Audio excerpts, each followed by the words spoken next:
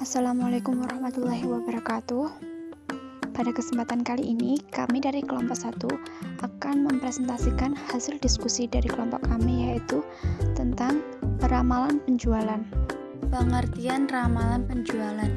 Menurut Navarin, ramalan penjualan adalah proses memperkirakan produk yang akan dijual pada waktu mendatang dalam keadaan tertentu dan dibuat berdasarkan data lalu atau data yang akan mungkin terjadi. Peramalan penjualan merupakan budget yang berisi taksiran-taksiran tentang kegiatan-kegiatan perusahaan dalam jangka waktu tertentu yang akan datang, serta berisi taksiran-taksiran tentang keadaan atau posisi keuangan perusahaan pada waktu yang akan datang. Selanjutnya adalah rencana penjualan yang sudah dikonversikan dari hasil peramalan penjualan sebagai berikut. Yang pertama, pendapatan manajemen. 2. Strategi-strategi yang direncanakan. 3. Keterkaitan dengan sumber daya. 4. Ketetapan manajemen dalam usaha mencapai sasaran penjualan. Berikut fungsi peramalan penjualan bagi manajer. Yang pertama, menetapkan anggaran untuk fungsi bisnis dan mengelola arus kas. 2. Menentukan tingkat persediaan yang optimum. 3. Memperkirakan kebutuhan bahan baku, tenaga kerja, dan mesin produksi. 4. Menghitung kebutuhan SDM. 5. Mengembangkan rencana pemasaran. Dalam menjalankan usahanya, perusahaan harus dapat menerapkan salah satu pendekatan di bawah berikut ini. Yang pertama, pendekatan spekulatif, yaitu ketika perusahaan tidak memperhitungkan berapa besar resiko yang akan dialami dari faktor-faktor intern maupun ekstern. Yang kedua, pendekatan calculate risk, yaitu ketika perusahaan secara aktif melakukan estimasi pada risiko yang diakibatkan oleh ketidakpastian dari faktor-faktor intern dan ekstern. Selanjutnya adalah faktor peramalan penjualan. Permintaan suatu produk pada suatu perusahaan sangat dipengaruhi oleh berbagai faktor lingkungan yang saling berinteraksi dalam pasar yang berada di luar kendali perusahaan, di mana faktor-faktor lingkungan tersebut juga akan mempengaruhi peramalan. Faktor-faktor tersebut diantaranya sebagai berikut. Yang pertama, faktor pemasaran. Meliputi luas pasar, yakni apakah bersifat lokal, regional, nasional, atau justru internasional.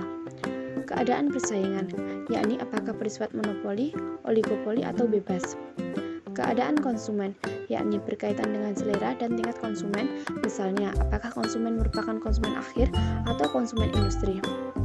Yang kedua adalah faktor keuangan. Kemampuan modal kerja perusahaan untuk mencapai target penjualan yang dianggarkan seperti untuk membeli bahan baku, membayar upah, dan biaya promosi produk, dan sebagainya.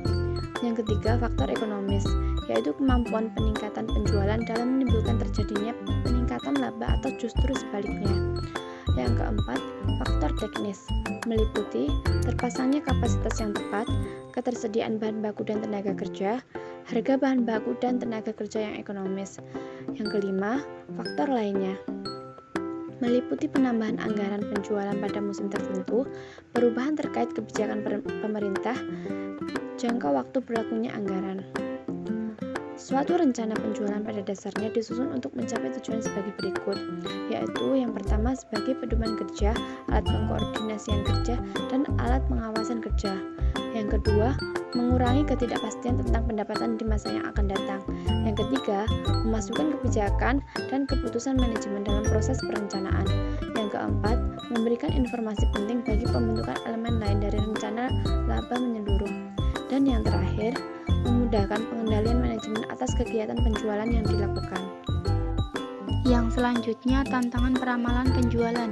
Dalam menerapkan strategi penjualan memang tidak selalu mudah, karena terdapat beberapa faktor yang bisa menjadi tantangan. Yang pertama, akurasi dan ketidakpercayaan. Masalah akurasi ini dapat disebabkan oleh penerapan CRM yang buruk di seluruh perusahaan dan karyawan tidak memasukkan data dengan tidak tepat waktu. Yang kedua, data tidak konsisten. Seluruh tim atau staf penjualan tidak memasukkan data dengan lengkap. Yang ketiga, kolaborasi yang tidak memadai pada seluruh tim produk, penjualan, dan keuangan. Kurangnya kolaborasi ini dapat memaksimalkan pada saat perusahaan membuat perkiraan penjualan secara manual ataupun menggunakan spreadsheet. Tantangan yang kedua, subjektivitas. Meskipun menghasilkan perkiraan penjualan yang berkualitas dan bergantung pada peramalan yang membuat keputusan baik tentang cara menggunakan data, secara umum perusahaan lebih mengandalkan penilaian dan lebih sedikit pada analitik prediktif yang kredibel daripada yang seharusnya. Tantangan yang ketiga, usability.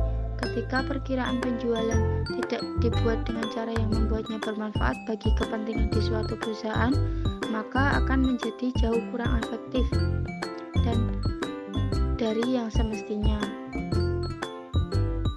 Perkiraan yang baik harus menghasilkan data yang relevan dan dapat dimengerti oleh tim lainnya.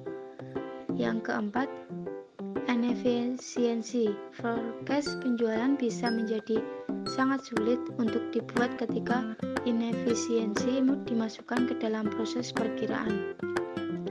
Demikian pula jika masukan ke dalam perakiraan tidak direkonsiliasi sebelum perakiraan diproduksi, perakiraan itu sendiri akan mengalami banyak revisi yang dapat mengurangi kepercayaan pada perakiraan.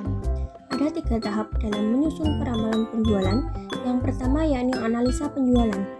Analisa penjualan pada masa yang lalu merupakan analisa bulanan, kuartalan, tahunan maupun triwulan, dan pancatahunan yang berhubungan dengan analisa produk, daerah pemasaran, berlangganan maupun pesanan atas barang-barang.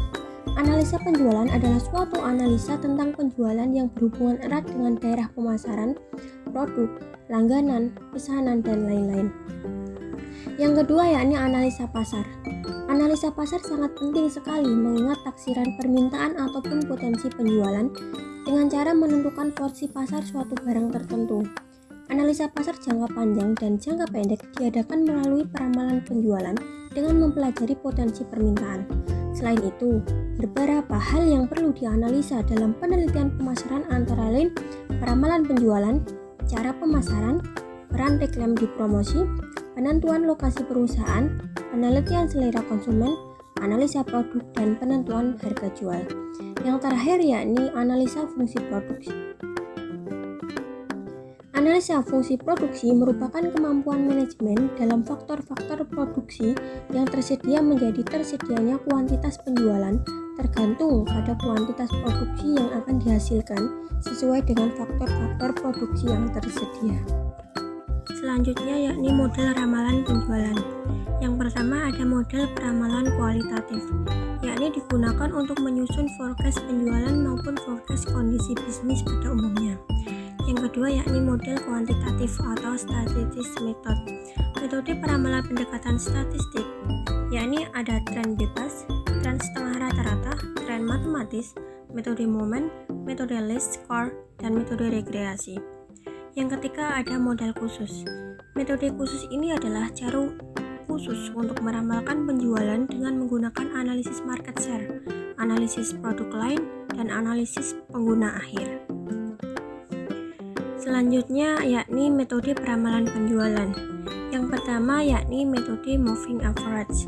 Moving average merupakan metode yang paling sering digunakan dan paling standar.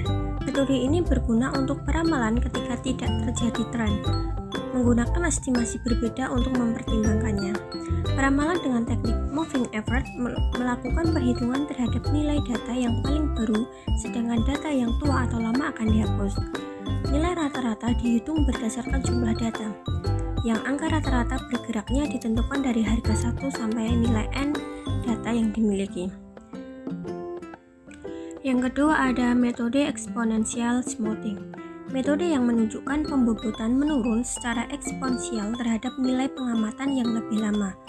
Metode pemulusan eksponensial tunggal atau single exponential smoothing minimal membutuhkan 2 buah data untuk meramalkan nilai yang terjadi pada masa yang akan datang. Yang ketiga yakni metode trend analysis. Metode ini memisahkan 3 komponen yang terpisah dari pola dasar yang cenderung mencirikan deret data ekonomi dan bisnis. Komponen tersebut adalah faktor tren dan siklus dan musiman. Selanjutnya di sini saya akan mencoba menjelaskan studi kasus, yakni PT Cahaya Cemerlang Abadi adalah perusahaan yang bergerak di bidang bola lampu. Perusahaan ini memproduksi dan sekaligus memasarkan dua jenis produk yang masing-masing produk itu adalah Peru dan Peru 2. Data penjualan perusahaan tersebut pada waktu-waktu yang lalu adalah sebagaimana digambarkan dalam tabel berikut. Yakni pada tahun 1994 penny 1 yakni 10.000 dan penny 2 yakni 15.000. Lanjut sampai 1998 yakni penny 1 10.500 dan penny 2 19.000. Dan untuk tren garis lurus Y sama dengan A plus BX, A sama dengan Y per N, dan A sama dengan 51.100 per 5, A sama dengan 10.220, dan Y sama dengan 10.220 plus 120X. Untuk peramalan P1 untuk tahun 1999, X sama dengan 3, Y99 sama dengan 10.220 plus 120 dalam kurung 3, Y99 sama dengan 10.220.000 plus 120 dalam kurung 3, Y99 sama dengan 10.220 plus 360, Y99 sama dengan 10.580.